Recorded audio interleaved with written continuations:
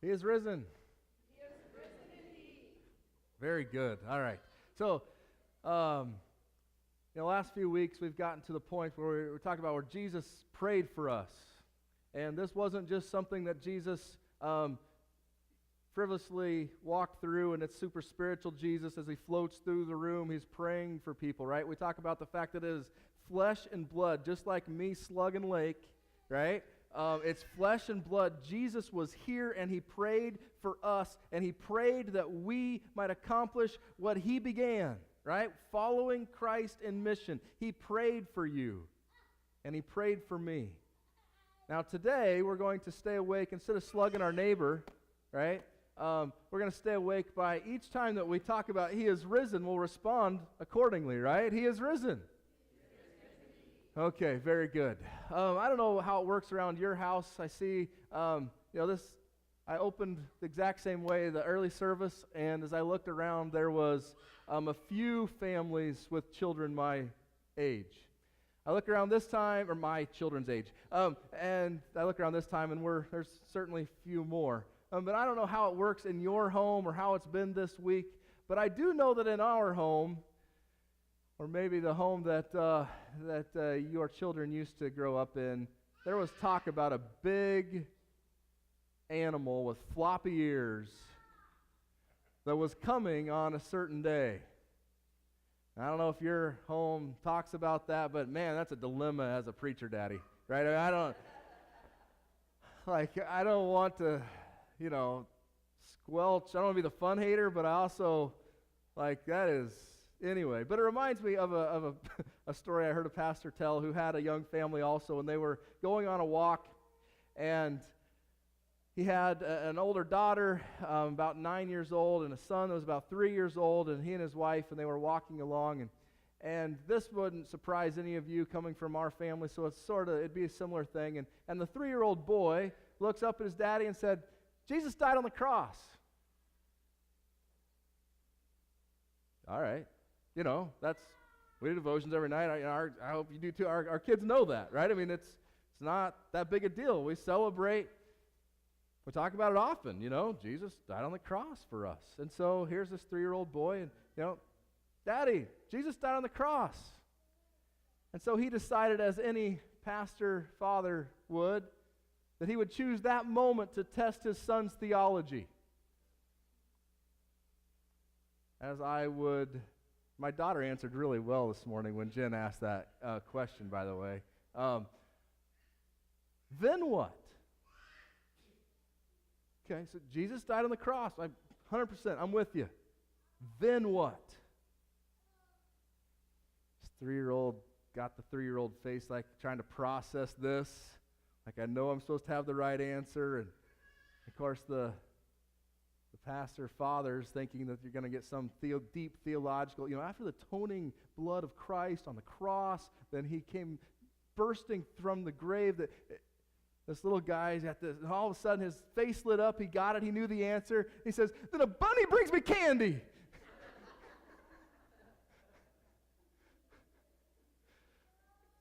Now, I'm pretty sure that maybe most of the children, if the bunny brought you candy, that's awesome, right?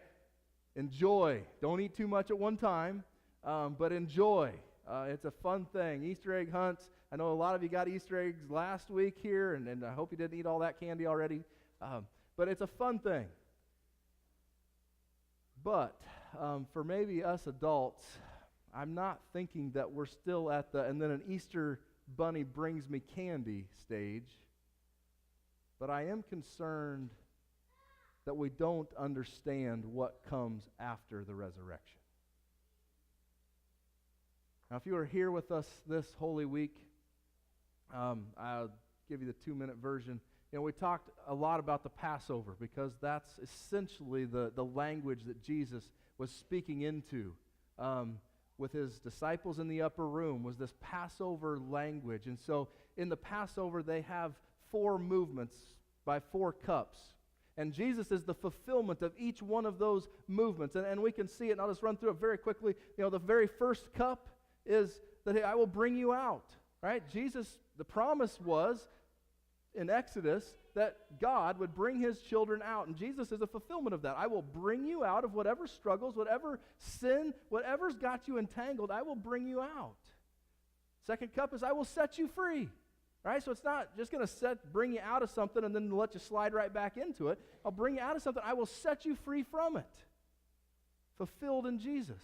Then we have the third cup, which we celebrate in Holy Communion, which is the third cup, the cup of the new covenant of his blood, the Redeemer. He has redeemed us, bought us, paid our accounts, right? So that's the third cup. The fourth cup, the cup of protection. That I will be your God and you will be my children. Jesus was the fulfillment of that very clearly. You will be my God, I will be your children. He talked like that often. And then on Good Friday we talked about the fifth cup, which is the cup that in the garden Jesus didn't want to drink. And maybe you remember him saying, Father, if there's any other way, can you take this cup from me? Because in his humanity, nobody wants to suffer. He's thinking, Lord, is there any other way that this cup, the fifth cup, the cup of your wrath can be taken from me? Is there any other way to satisfy it? And then we know the result, right? He said, concluded there is no other way. This is the only way. Since the beginning of creation, this is what we have ordained to happen. He takes the cup of wrath. He drinks every single bit of the wrath of God. The cup is laying empty on the ground. There's no more reason for us to put God's wrath over us, to be scared of God's wrath. It's satisfied. How? Because Jesus died on the cross for our atonement, sacrificially. What a beautiful thing, right? And here's the point. Most of us get it. Jesus died on the cross. Yeah, buddy. He did. Now what? We walk around, yeah, I'm forgiven. Thank God Jesus died on the cross. Now I am free. He's brought me out of what I was walking through, and now I'm free. He's redeemed me, and he'll protect me, and I don't have to worry about God's wrath anymore.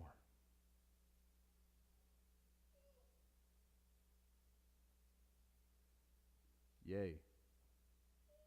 Right? There's another story about a pastor in Kentucky whose church put on a huge passion play. I mean, it was a large church, and it was very, very well done from the way I understand it. Anybody ever seen a passion play? Ever seen one really, really well done?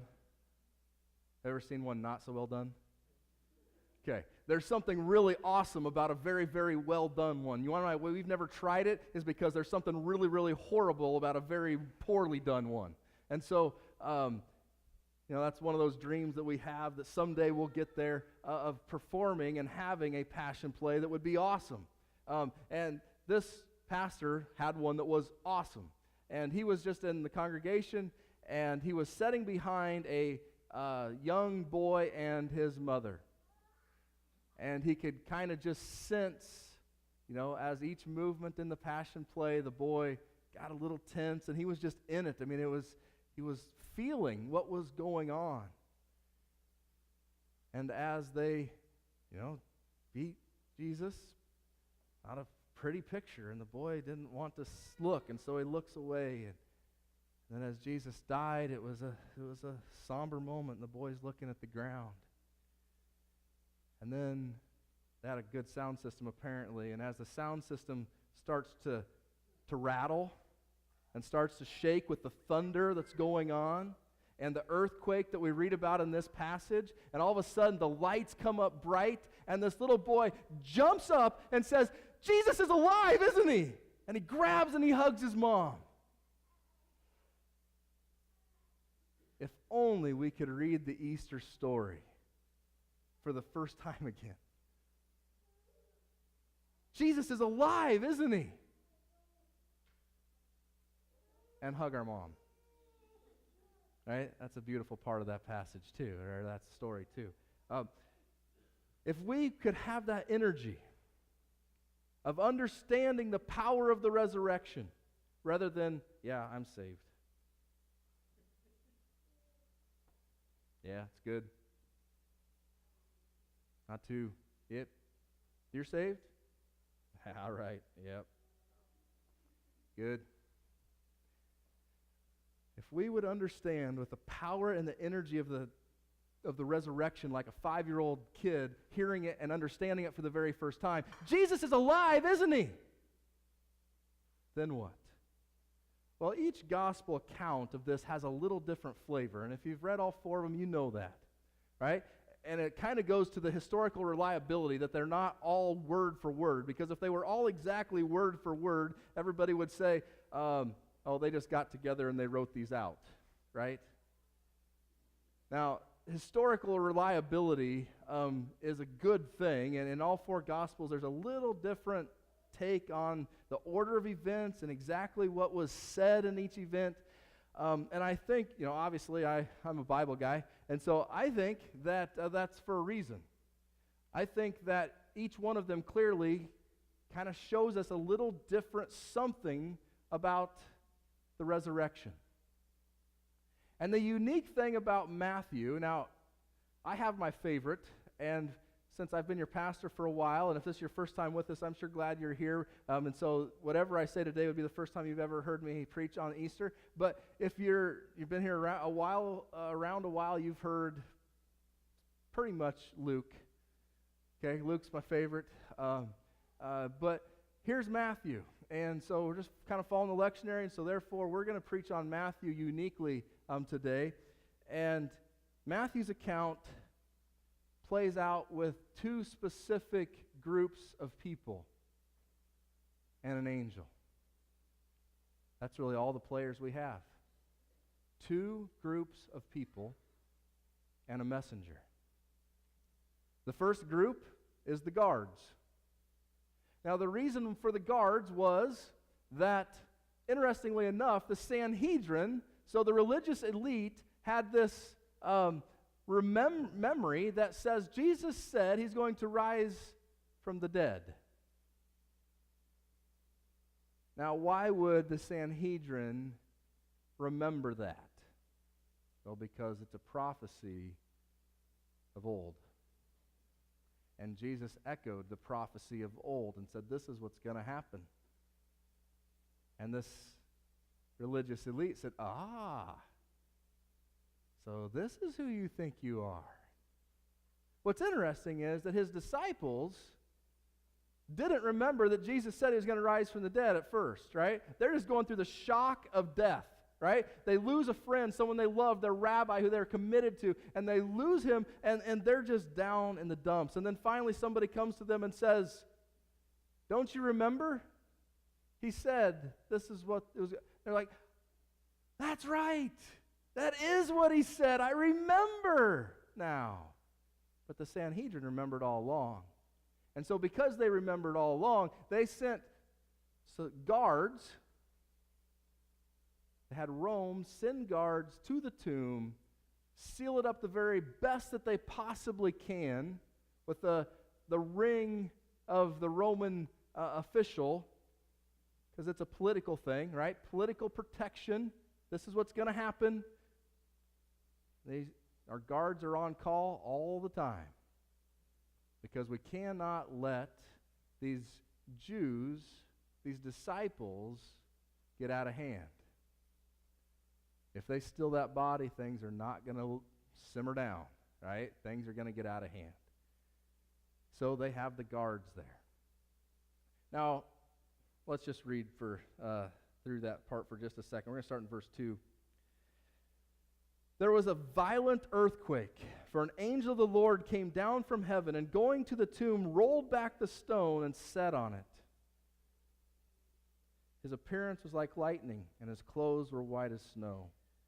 Now, There was an earthquake on Good Friday too, correct? According to the text. So any good seismologist, is that a term? Is that what it's called, Jeremy? Okay. I thought so. So after a good earthquake, then you have what? The aftershock. So it just so happened that on Passover, fault line, there's an earthquake.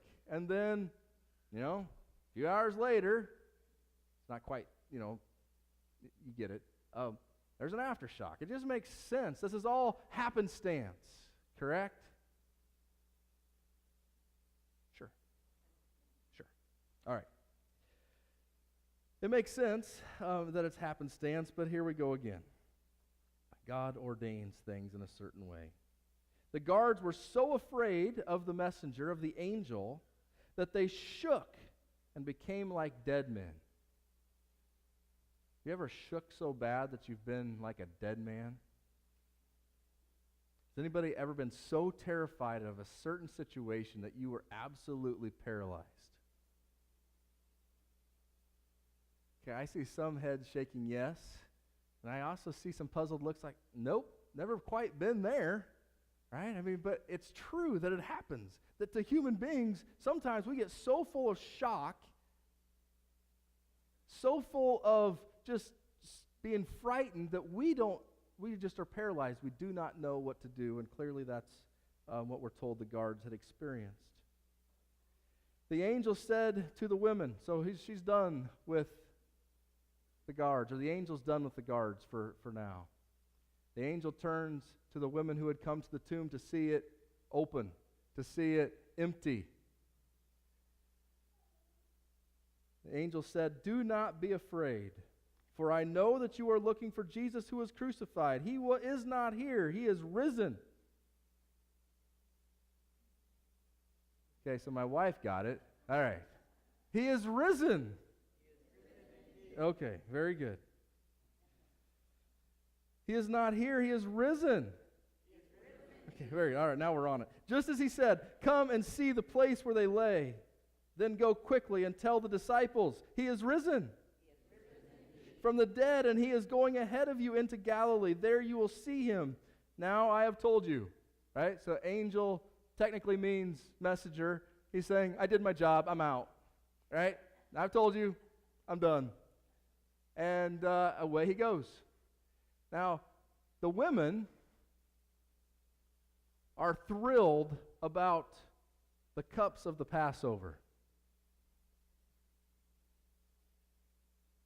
You think? You think they understood that he'd brought them out, he'd set him free, redeemed them, protected them, and drank the wrath of God on their behalf? And so therefore, the tomb's empty, but we know he's done this for us, so let's just go into the tomb, spread the ointment over the clothes that are setting there. Now this passage doesn't tell us that, but others do. But there's clothes setting in there. The grave clothes were setting in there. They just go pour their spices and stuff on that and just weep and boo, I'm so thankful that Jesus saved me. I'm so thankful. So thankful for the atoning sacrifice of Jesus. And just stayed in the tomb. Right? They could have.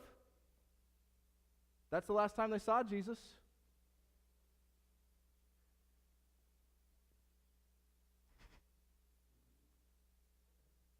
All right. There's a joke about confirmation class, and I know some of us are going through confirmation class, but the joke of confirmation class is that you grow up in Sunday school, you go to confirmation class, and as soon as you get through confirmation class, you never go to church again, right? And so we're not going to let you do that, by the way, but that is the joke of confirmation classes. Why would we do that? Because then we never see them again. And here's kind of, I think, that if Mary's would have just hung out in the tomb, it's the equivalent of confirmation class and done nothing with it. It's empty. Yay. Thank God for the atoning sacrifice of Jesus on the cross. Now, they didn't choose that. They chose something quite different. They chose to do what the angel told them to do, which was to go, right? So they get out of there, they skedoodle, and notice they're still afraid. I love that part, right? If I get on the right page. So the women hurried away from the tomb, afraid. Okay, so did all their fears go away? No. There's still some fears. They're still afraid. They're just not paralyzed like the guards were. Afraid, yet filled with joy, and ran and told the disciples. There's something beautiful about that. The simplicity of Matthew's account, right? So the simplicity of it is they just did what they said to do, or they were told to do. They ran. They were still a little afraid, but full of joy. And they told, right? Which is what the Easter lily, that's why we have Easter lilies, is it looks like a trumpet bell, right? That the world would know. Proclaiming it for all to know. And they did so. They told the disciples. And suddenly, we're told, and in the Greek that word means suddenly. When Jesus said to them, met them, greetings, he said.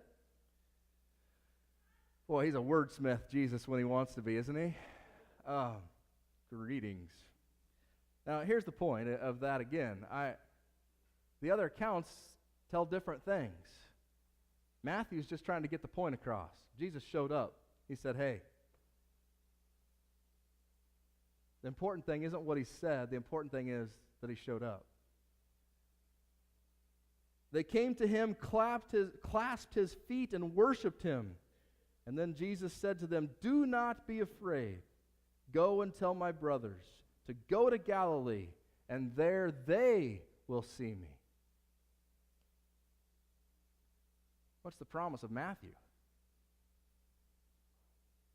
Well, if you are willing to walk through a little fear that makes you uncomfortable, and do what we're told to do, you will see Jesus. He told the women.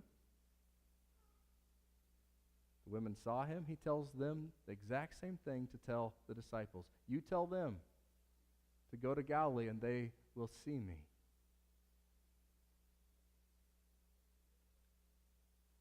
Now, the interesting thing about that is, well, how do we see Jesus? And our church has an elder by the name of Ralph Hesse that I know I could bring up here at any given moment and say, where did you see Jesus today? And he can tell me when I say, Ralph, where did you see Jesus yesterday? And he'll say, well, here's what, and just in any given section, and the elders meeting, he does it all the time, we see miracles everywhere, right? If you open your eyes, you see miracles everywhere.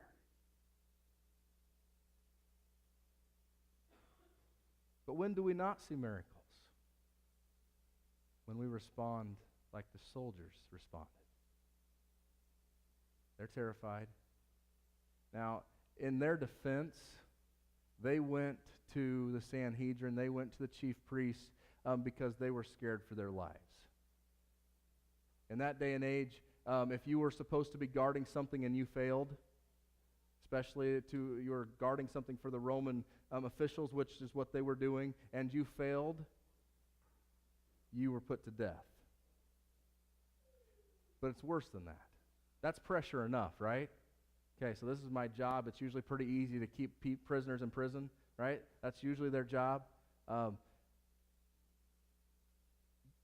if it's even worse than that, there's even more pressure than that, that the way it would work, and kids, you can close your ears for a second, but they would kill their family in front of them, and they would be the last ones to be put to death. So put yourself in those shoes, that you think you would be about self-preservation, about something that just went on. You don't care how supernatural this is. If they're going to family, and then you, you're going to be about self-preservation too. So I give them a little bit of a break here. But what they end up doing is they run to the Sanhedrin. And the Sanhedrin says, when the chief priests had met with the elders and they devised a plan, they gave the soldiers a large sum of money, telling them, "You are to say the disciples came during the night and stole the body away while you were asleep." Okay? This is what you're going to say. We're going to set you up. You just won the lottery. You're going to have all that you need, and your family's going to have everything that they need. And here's the important part, right? So the next part is the important part. If this report gets to the governor, we will satisfy him and keep you out of trouble. This was their get-out-of-jail-free card. They had no choice. If they tell the truth, their family dies in front of them, and then they die too. This is their one shot to win the lottery and go away. Now here's my question, and I think the question of today. Which group do we more identify with? The group that's into self-preservation? Doing what's best for me and mine?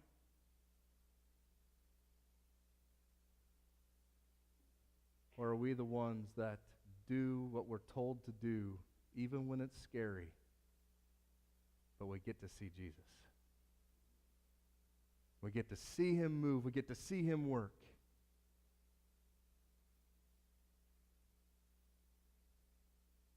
Matthew's so simple. It's not my favorite Easter passage, but I love the simplicity of it. Jesus died on the cross.